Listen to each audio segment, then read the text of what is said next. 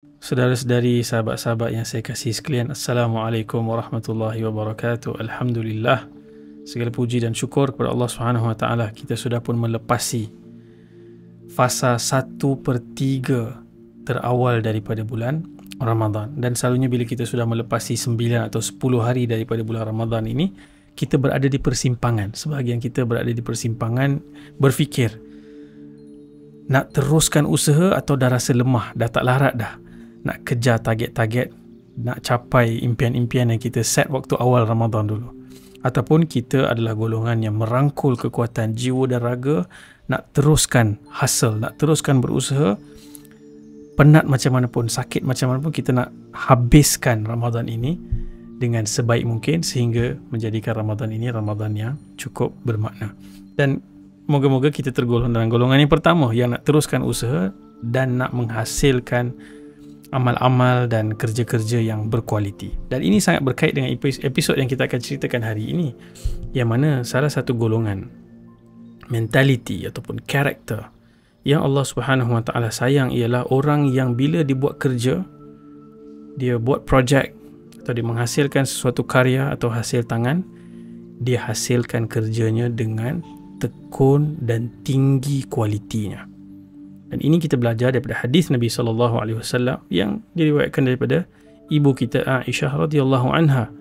Nabi SAW bersabda, Inna Allah Azza wa Jal, sesungguhnya Allah Azza wa Jal yuhibbu, sayang, idza amila ahadukum amalan, jika salah seorang daripada kamu melakukan satu kerja, an yutqinahu, kalau dibuat satu kerja, dia buat dengan sungguh-sungguh, dengan tekun, menghasilkan karya yang tinggi kualitinya, hasil tangannya tinggi kualitinya. Dan itu adalah sifat-sifat orang yang Allah Subhanahu Wa Taala sayang. Dan kalau kita perhatikan dalam kehidupan kita pun, kita ada banyak keperluan kan. Kadang-kadang kita nak cari buku, kita cari siapa yang kalau dia tulis buku kita tahu. Kalau ada nama penulis tertentu, keluar je buku dia, tak baca blurb pun, kita tahu yang ni kita kenal, kalau dia tulis karya dia tinggi kualiti, so kita akan beli. Macam tu juga movie kan, director ataupun pelakon ataupun penyanyi, komposer lagu, kita ada orang-orang yang kita kenal dengan hasil karya dan kualiti kerja mereka yang tinggi. Manusia pun suka kepada mereka, dan Allah Subhanahu Wa Taala juga suka kepada orang yang hasil kerja dia berkualiti tinggi dan dilakukan dengan tekun dan bersungguh-sungguh. Nah, persoalannya ialah bagaimana hasil karya dan hasil kerja kita sehari-harian. Adakah orang ramai bimbang kalau kita ditugaskan untuk melakukan sesuatu, orang kata, Allah, dia ni kalau buat kerja acuh tak acuh, dia buat biasa-biasa je, mediocre, dia takkan hasilkan hasil kerja yang berkualiti. Ataupun orang akan sebut, oh kalau dia ni, kemahiran dia dengan kesungguhan dia, orang tahu kita akan dapat hasil kerja yang begitu baik. Macam tu juga dalam banyak hal kan. Kita nak cari makanan, restoran kan. Moga-moga sahabat-sahabat yang berniaga di bazar semua melakukan kerja-kerja menyiapkan makanan tu dengan ketekunan yang terbaik. Kualiti makanan yang dihasilkan itu makanan yang baik untuk orang-orang yang membelinya kan. Bukan kemudian orang tu perlu pergi cari doktor yang terbaik. Jadi itu dalam bab makanan. Begitu juga kita nak cari pakaian, kita cari brand-brand yang kita tahu kalau dia brand ni keluarkan baju atau pakaian, jahitannya kemas, material kainnya bagus, design coraknya itu paling kreatif, paling out of box, dan demikian dalam semua aspek-aspek lain. Jadi penting untuk kita lihat di manakah kualiti kerja kita dan bagaimana kita dikenali. So kalau kita tengok kan, identiti seseorang itu banyak dikaitkan dengan output dia, kerja dia. Kalau dia seorang speaker, orang nilai dengan kualiti speech dia, ataupun kelas dia, ataupun bahan yang dia ajarkan. Kalau dia seorang atlet, dia diukur dengan performance dia di pentas ataupun di padang. Demikian juga semua identiti-identiti kerja yang lain. Dan kalau kita lihat, termasuk dalam itqan, menghasilkan kerja dengan tekun ni adalah banyak elemen.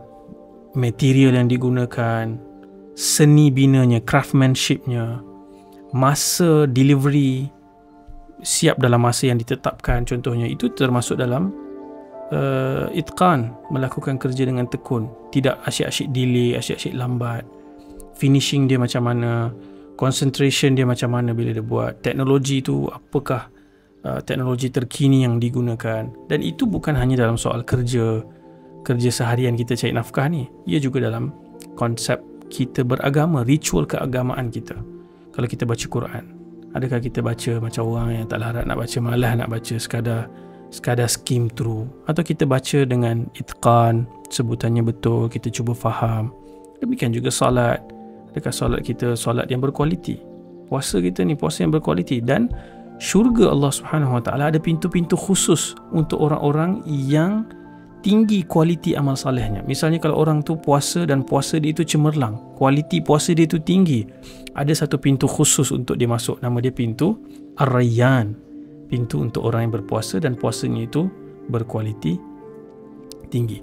Demikian juga bukan hanya dalam aspek kita buat kerja yang dibayar gaji, ada juga kerja-kerja volunteerism yang mungkin kita buat kesukarelawanan. Kita mungkin tolong ahli keluarga, jiran tetangga, masyarakat susah. Kita tak boleh kata, oh alah bukan aku dibayar pun, alah buat je lah, sekadar buat, acuh tak acuh begitu. Tak, itu juga kita perlu lakukan dengan tekun, dengan kualiti yang terbaik, kerana kita bukan harapkan terima kasih daripada manusia, kita harapkan kasih sayang daripada Allah Subhanahu Wa Taala. Sebab tu kalau kita lihat teks dalam agama dan sirah yang kita belajar daripada Nabi SAW, para sahabat, para nabi, kita akan lihat agama kita bukan agama yang mengajak atau membiarkan umatnya berpuas hati dengan sekadar jadi biasa-biasa, mediocre. Mediokrisi ni tak ada tempat dalam agama kita. Kita mesti lakukan suatu hal, lakukan dengan sebaik mungkin. Dan ini mengingatkan saya kepada satu buku yang saya cadangkan rakan-rakan sedari baca. Buku ni ditulis oleh seorang mathematician dan seorang pensyarah computer science di Amerika, nama dia Cal Newport. Tajuk buku yang saya maksudkan adalah So Good They Can't Ignore You. Maksudnya kita tu sangat bagus kualiti kerjanya, orang tak boleh kesampingkan kita. Orang tahu kita berada di liga tertentu dan penting untuk kita diberikan ruang dan tempat dan penghormatan sesuai dengan hasil dan kualiti kerja kita. Sebab tu kalau kita lihat kan, saya selalu tengok dokumentari tentang gaya ataupun cara kerja atlet-atlet yang hebat, artis-artis yang menghasilkan karya-karya besar, penulis-penulis yang prolific.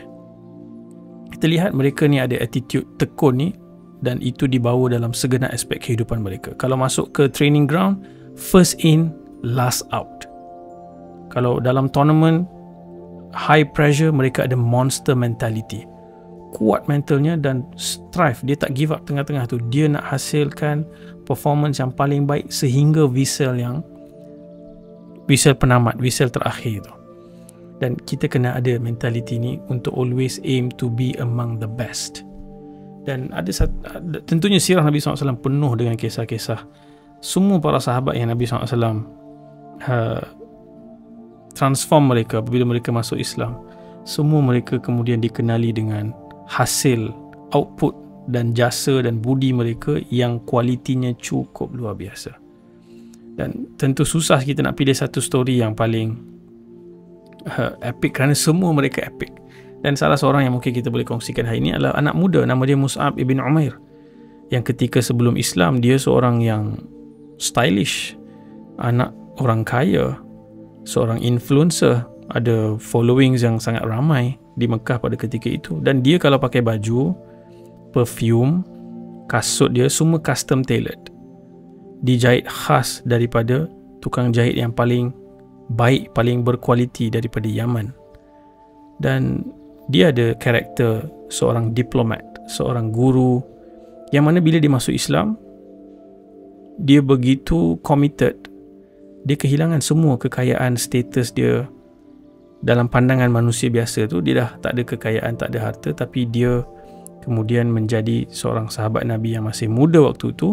Ketika datang waktu perlu hantar seorang duta, seorang pendakwah dan guru ke kota Madinah.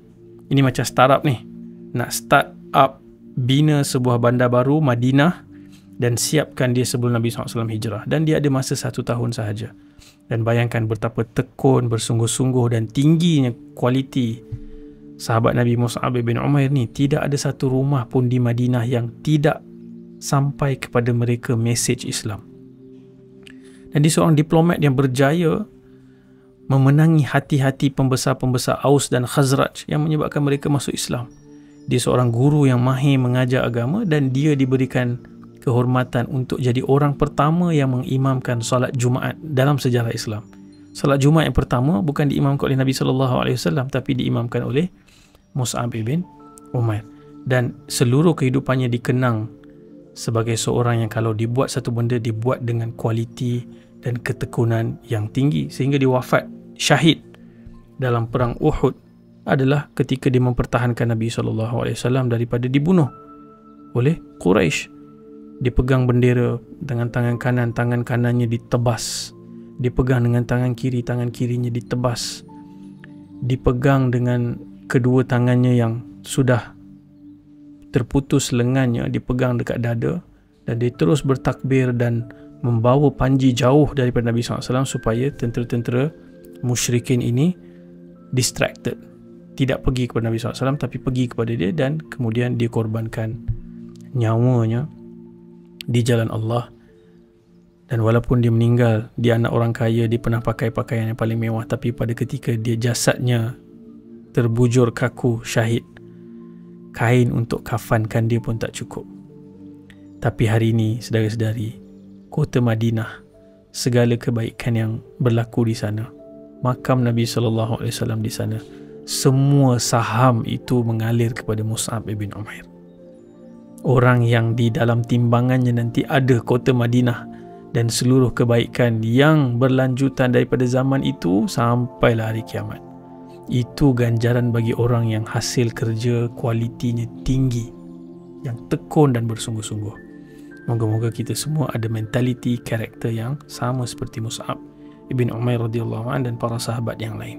Dan saya ingin akhiri perkongsian hari ini dengan doa yang Nabi SAW ajarkan kepada seorang lagi sahabat yang bernama Mu'adz bin Jabal. Mu'adz bin Jabal juga seorang sahabat yang luar biasa, seorang ulama besar, anak muda.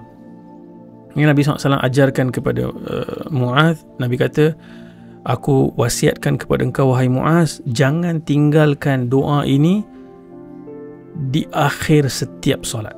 Maksudnya solat subuh, Zuhur, Asar, Maghrib, Isyak, setiap waktu kita solat kita kena baca doa ni. Doa ni diwasiatkan kepada Mu'adz bin Jabal, Allahumma a'inni ala dhikrika wa syukrika wa husni ibadatik. Ya Allah, bantu aku untuk sentiasa mengingatimu, dan itu satu karakter yang penting untuk jadi orang yang tekun, kerana kita sentiasa ingat Allah dan kita kejar kasih sayang Allah SWT. Wa syukrika, dan kita sentiasa berterima kasih dan bersyukur di atas nikmat, kelebihan, skill, bakat yang Allah SWT beri, dan itu semua kita gunakan untuk wa husni ibadatik, menjadikan ibadatku, kerjaku, amalku bukan hanya ibadat ritual, salat, puasa semua tu, termasuk juga ibadat kita hidup sebagai khalifah ni.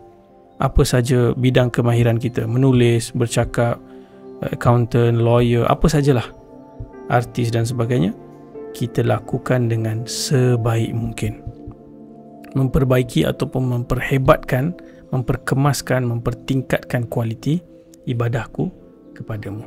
Jadi sama-sama kita ambil semangat ini daripada para sahabat, dan kita kejar untuk jadi orang yang disayangi oleh Allah SWT, dan action speaks louder than words. Maksudnya hasil kerja kita, kerja tangan kita, karya kita, itu yang nanti akan menunjukkan kualitinya, dan orang tahu sejauh mana kita meletakkan masa, konsentrasi, titik peluh kita, bahkan titik darah kita mungkin, untuk menghasilkan kerja-kerja yang baik, kerja-kerja yang bermanfaat buat manusia, tinggi kualitinya, dan dengan itu kita mendapat ganjaran yang tertinggi juga di sisi Allah Subhanahu Wa Taala. Sekian, Assalamualaikum warahmatullahi wabarakatuh.